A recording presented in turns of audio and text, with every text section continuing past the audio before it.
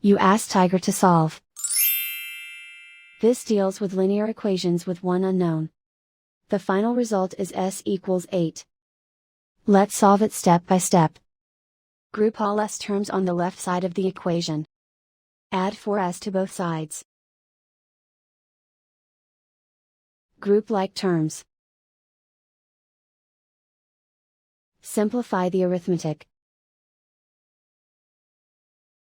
Group like terms. Simplify the arithmetic. Group all constants on the right side of the equation.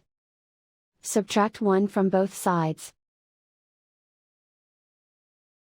Simplify the arithmetic.